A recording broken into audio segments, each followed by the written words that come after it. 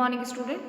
आज हम बात कर रहे हैं कॉस्ट ऑफ कैपिटल के यानी पूंजी की लागत के कुछ इंपॉर्टेंट क्वेश्चन के बारे में। चलिए देखिए, अगर क्वेश्चन में दे रखा हो जेड लिमिटेड है इशू कर रही है new equity share of 10 each will be issued at a premium of 17 पर शेयर। यानी कि एक जेड लिमिटेड कंपनी है, वो नए इक्विटी शेयर क्या कर रही है, इश्यू कर रही है। ध्यान रखिएगा, नए हैं इसलिए बिल्कुल न्यू पे आपको नीचे अंडरलाइन करनी है। प्रीमियम पे इशू किया जा रहा है, प्रीमियम का क्या है रेट 17 है। क्लियर है। जो एक्सपेंसेस अमाउंट है वो कितना है 2 पर शेयर। ठीक है, जो एक्सपेंसेस लगेंगे उस एक्सपेंसेस अमाउंट की रेट क्या है 2 है। डिविडेंड रेट दे रखा है 30%, ग्रोथ रेट दे रखा है 5%, कॉस्ट ऑफ इक्विटी शेयर आपको निकालनी है। ऐसी इंफॉर्मेशन हो कि हमें इक्विटी शेयर में आपको पता है कि उसमें 3 या 4 आपके इसमें फॉर्मूले हैं, तो आपको जब ये पता करना हो कि कौन सा अप्लाई करना है तो ध्यान रखिएगा नए इक्विटी शेयर की बात कर रहे हैं, इसीलिए हम मार्केट प्राइस की बात नहीं करेंगे, हम किसकी बात करेंगे, नेट प्रॉफिट की बात करेंगे, क्योंकि नए इक्विटी शेयर है। अगर यहाँ पे नया वर्ड नहीं होता तो हम मार्केट प्राइस क्वेश्चन में होती और हम उससे सॉल्यूशन करते। क्लियर है आपको। चलिए फॉर्मूला क्या है, के ई यानी कि इक्विटी का कॉस्ट ऑफ कैपिटल। फॉर्मूला क्या होता है, डिविडेंड पर share upon N P multiply 100, क्योंकि ग्रोथ रेट क्वेश्चन में दे रखी है इसलिए हमारा प्लस जी हो जाएगा। क्लियर है। अब देखिए डीपीएस यहाँ पे डायरेक्ट नहीं दे रखा है, डिविडेंड पर शेयर है वो क्वेश्चन में डायरेक्ट नहीं दे रखा है, लेकिन उसकी इन्फॉर्मेशन है डिविडेंड रेट दे रखी है 30%। तो सिंपल है, कितने का है 10 है, तो 10 मल्टीप्लाई हम क्या करेंगे 30, तो आ जाएगा आपका 3, तो 3 क्या आ जाएगा डिविडेंड पर शेयर।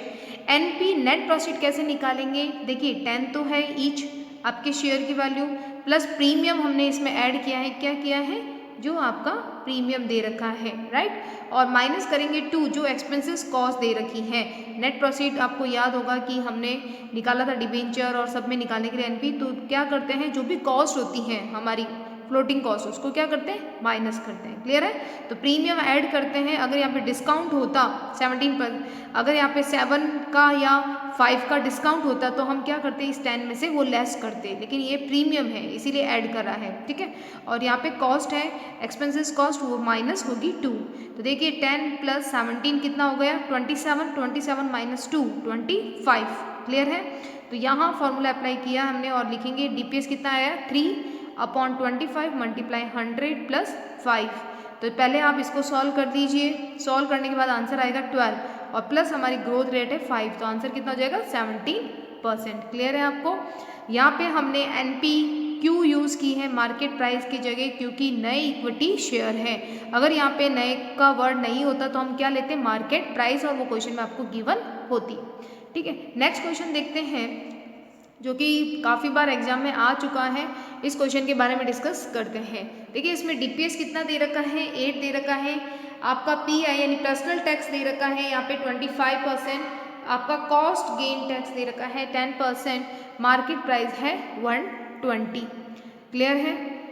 देखिए इस क्वेश्चन को कैसे करेंगे, आफ्टर टैक्स निकालेंगे और फिर बिफोर टैक्स की कैलकुलेशन करनी है। तो देखिए यहाँ पे कॉस्ट ऑफ रिटर्न अर्निंग निकालना है। कॉस्ट ऑफ रिटर्न अर्निंग का फॉर्मूला क्या होता है, डीपीएस 1 माइनस टीआई, टीआई का मतलब क्या हो गया personal tax, 1 minus B, B का मतलब क्या होता है ब्रोकरेज। ठीक है, अपॉन करते हैं market price 1 minus TC, TC किसका हो गया, जो कैपिटल गेन पे जो टैक्स आप पे करते हो। याद है फर्स्ट स्टेप, सेकेंड स्टेप और आपका थर्ड स्टेप ये फॉर्मूला बना था, और मल्टीप्लाई 100। तो चलिए इन्फॉर्मेशन सारी गिवन थी। डीपीएस हमारा 8 क्वेश्चन में गिवन है। 1 माइनस पर्सनल टैक्स कितना है 25, तो 25 अपॉन 100 तो 0.25, ब्रोकरेज नहीं है इसलिए हम नहीं लिखेंगे। मार्केट प्राइस क्वेश्चन में गिवन है 120। देन यहाँ पे कैपिटल 1 माइनस कैपिटल गेन कितना है 10%, तो 10 अपॉन 100 तो आ जाएगा 0.1। सॉल्व करेंगे आंसर आ जाएगा 5.56%। आंसर कितना आएगा 5.56। ये है आफ्टर टैक्स।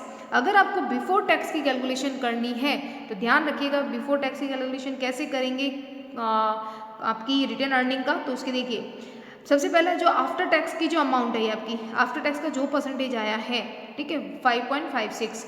अब हमें बिफोर निकालनी है तो क्या फॉर्मूला लगेगा 1/1 माइनस टैक्स रेट। ध्यान रखिएगा क्या लिखेंगे 1 करेंगे 1 माइनस जो आपका 50% टैक्स हम एज्यूम करते हैं कि जो टैक्स रेट है वो उसकी क्या होगी 50%, तो 0.5 करेंगे, इसको मल्टीप्लाई करने के बाद हमारा आंसर क्या आ रहा है 11.12%।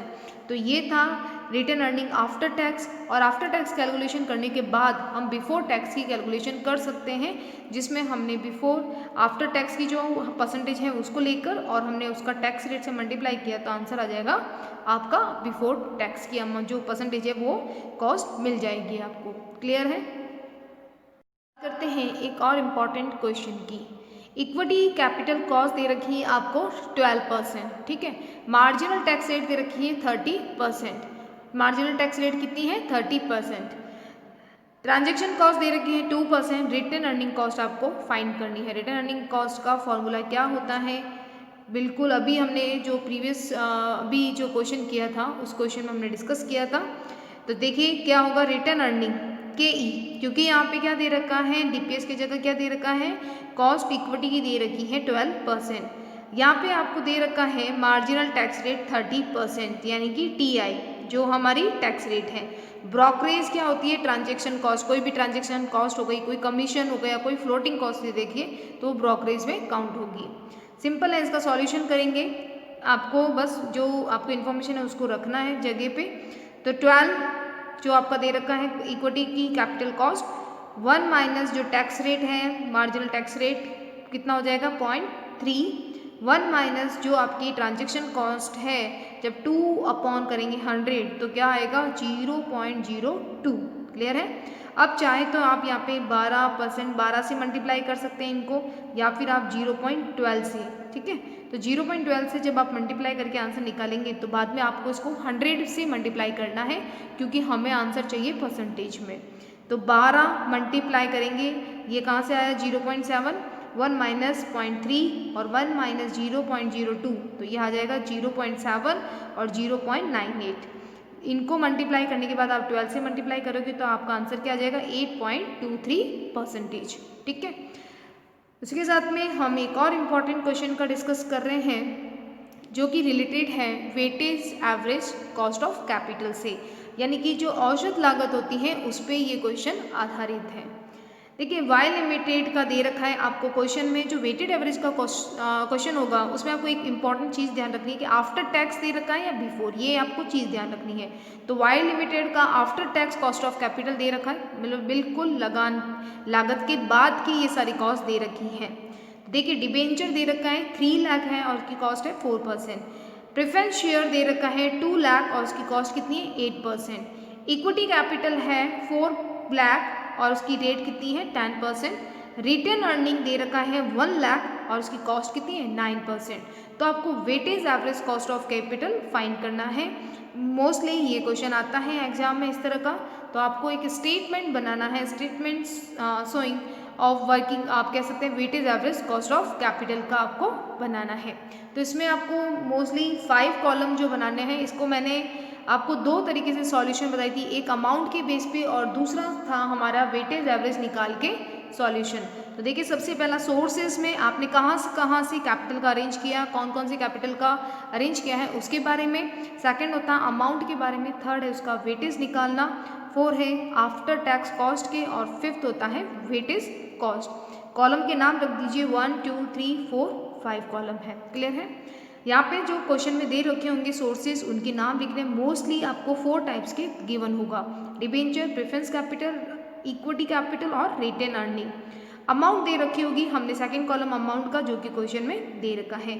वेटेज निकाला है, वेटेज कैसे निकालेंगे 3 लाख, कितना है डिबेंचर का अमाउंट 3 लाख और टोटल कितना है कैपिटल 10 लाख, तो 3 लाख अपॉन 10 लाख कितना आ जाएगा 0.30। प्रेफरेंस कैपिटल का लगाएंगे 2 लाख प्रेफरेंस कैपिटल का है, तो 2 लाख अपॉन 10 लाख तो कितना आ जाएगा 0.20। उसी तरह से इक्विटी की और उसी तरह से हम रिटर्न अर्निंग का वेटेज निकाल लेंगे। वेटेज निकालने का जो थर्ड कॉलम है ये कैसे निकालते हैं, जो जिसकी अमाउंट है उसको अपॉन करना है आपका टोटल अमाउंट से, ठीक है। तो डिबेंचर का जैसे निकाला 3 लाख अपॉन 10 लाख, तो उसी तरह से वेटेज हमें निकालना है। आफ्टर टैक्स कॉस्ट, बिल्कुल आफ्टर कॉस्ट दे रखी है इसलिए कोई दिक्कत नहीं होगी, डायरेक्ट हमें क्वेश्चन सॉल्व करना है। 4% दे रखी थी तो हमें यहाँ पे क्या करना है 4/100 इसे चेंज करना है।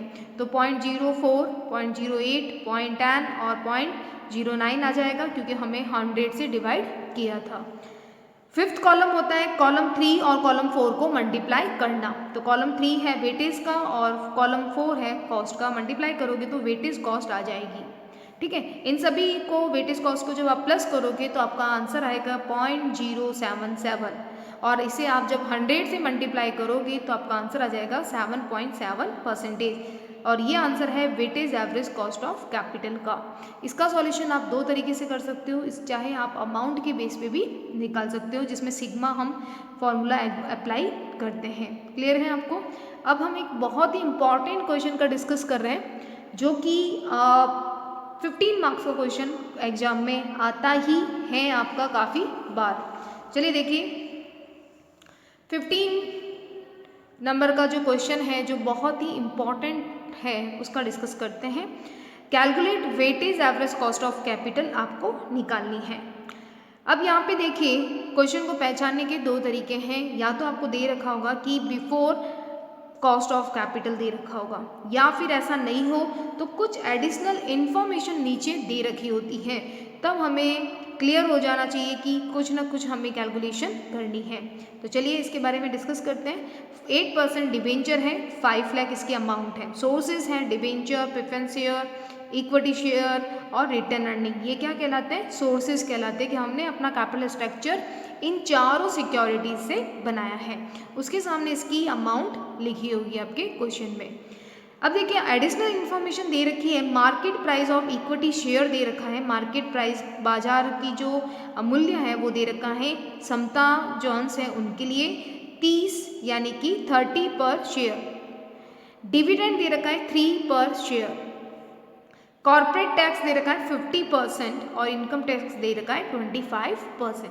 चलिए जब इस तरह का क्वेश्चन हो तो सबसे पहला हमारा बनेगा वर्किंग नोट और उसके बाद बनेगा आपका स्टेटमेंट बनेगा वेटेज एवरेज कॉस्ट को निकालने के लिए। ध्यान रखिएगा ये जो वर्किंग नोट होता है इसे हमें बिल्कुल फेयर करके देना है एग्जाम में, क्योंकि ये बहुत इंपॉर्टेंट पार्ट है इस तरह के क्वेश्चन का। तो सबसे पहला वर्किंग नोट हम देंगे डिबेंचर का निकालेंगे, क्योंकि एडिशनल इन्फॉर्मेशन दे रखी है, इसका मतलब ये सारी की सारी इन्फॉर्मेशन क्या है बिफोर टैक्स की है। तो हमें जब वेटेज एवरेज निकालना होता है तो हमें ज़रूरत होती है आफ्टर कॉस्ट की, आफ्टर जो टैक्स दे दिया उसके बाद की लागत की। चलिए डिबेंचर का निकालते हैं सबसे पहले। तो डिबेंचर का आफ्टर टैक्स कैसे निकालेंगे? जो डिबेंचर की बिफोर टैक्स दे रखी है, बिफोर टैक्स कैसे पता चलेगा? जो डिबेंचर के आगे दे रखा है 8%। क्लियर है आपको?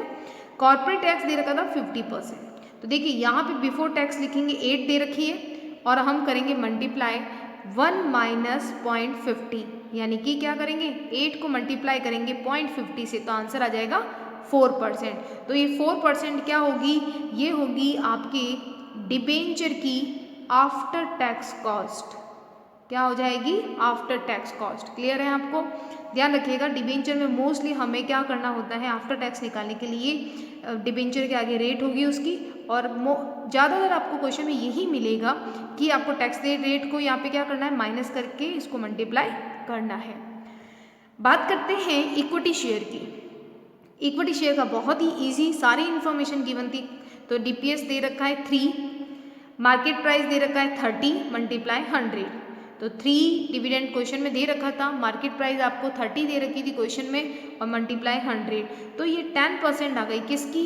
इक्विटी शेयर के आफ्टर टैक्स कॉस्ट की, यानी कि आफ्टर जब आपने टैक्स दिया उसके बाद की कॉस्ट की। क्लियर है आपको?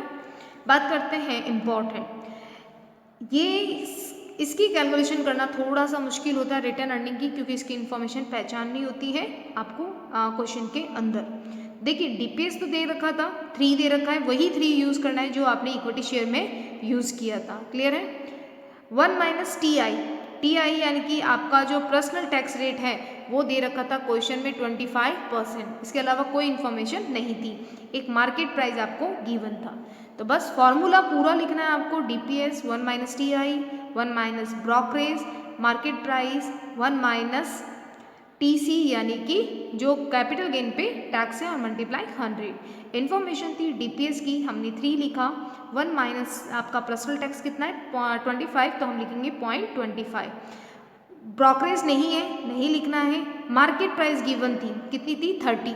क्लियर है। तो मार्केट प्राइस गिवन होने की वजह से यहाँ पे हमारे जो कैपिटल गेन है वो नहीं है, तो मार्केट प्राइस था इसलिए हमने मार्केट प्राइस को लिखा। क्लियर है आपको, मल्टीप्लाई 100, तो ये आ जाएगा 7.5 जब इसकी कैलकुलेशन आप करोगे। ऐसा नहीं आपको मानना है कि कैपिटल गेन का नहीं दे रखा है तो हमें मार्केट प्राइस नहीं लिखनी है, मार्केट प्राइस दे रखा है तो मार्केट प्राइस को लिखना है क्वेश्चन में आपका सॉल्यूशन के समय। तो ये हमने निकाल दी। अब क्वेश्चन ये दिमाग में आता है कि प्रेफरेंस शेयर का हमने क्यों कैलकुलेशन नहीं की वर्किंग नोट में। तो प्रेफरेंस शेयर जो ये 5% है, ये प्रेफरेंस शेयर का क्या होता है, ये प्रेफरेंस शेयर की आफ्टर टैक्स की कॉस्ट ही होती है, इसीलिए 5% को हम आपके ऐसे ही आफ्टर टैक्स कॉस्ट ऐसे कैसे यूज़ करनी है, ये आपको ध्यान रखना है। क्लियर है। चलिए निकालते हैं इसका सॉल्यूशन। स्टेटमेंट बनाना है वेटेज एवरेज कॉस्ट का निकालने के लिए। तो फर्स्ट कॉलम वही सोर्सेज का, सेकंड कॉलम अमाउंट का, थर्ड कॉलम वेटेज का, फोर्थ कॉलम आफ्टर टैक्स और फिर वेटेज कॉस्ट का। बिल्कुल 8% डिबेंचर अमाउंट क्वेश्चन में गिवन थी 5 लाख। वेटेज कैसे निकाला, डिबेंचर की अमाउंट कितनी है 5 लाख, टोटल कितनी है 15 लाख। क्वेश्चन में कितनी दे रखी है टोटल सबकी अमाउंट 15 लाख। तो 5 लाख अपॉन 15 लाख, तो ये आ जाएगा 0.333। प्रेफरेंस शेयर की निकालेंगे, 2 लाख दे रखा है इसकी अमाउंट और टोटल आपकी कैपिटल कितनी है 15 लाख, तो 2 लाख बटा 15 लाख तो कितना हो जाएगा 0.133। उसी तरह से इक्विटी की, उसी तरह से रिटर्न अर्निंग की आपको वेटेज निकालना है। वेटेज निकालने के लिए उसकी जो अमाउंट होती है उसमें डिवाइड करना है टोटल अमाउंट का। आफ्टर टैक्स अभी हमने जो वर्किंग नोट बनाए वही लिखना है। हमने वर्किंग नोट में आपको पता है डिबेंचर की रेट कितनी आई थी 4%, तो हमने यहाँ पे लिखी है 0.04। उसी तरह से प्रेफरेंस शेयर का मैंने बता दिया था आपको कि आफ्टर टैक्स ही होती है, इसीलिए क्या लगेगी, जो ये 5% होता है उसी को ही हम आफ्टर टैक्स रेट मानते हैं, तो 0.05। इक्विटी का हमने अभी वर्किंग नोट में निकाला 0.10 आया था और रिटर्न अर्निंग का हमें 7.5% था रिटर्न अर्निंग का वर्किंग नोट में, देन 100 से डिवाइड करोगे तो 0.075 होगा। फिफ्थ कॉलम कैसे निकालोगे, कॉलम 3 और कॉलम 4 को मल्टीप्लाई करोगे आपस में, यानी 0.333 को मल्टीप्लाई करना है 0.04 से, तो ये आ जाएगा आपका 0.01332।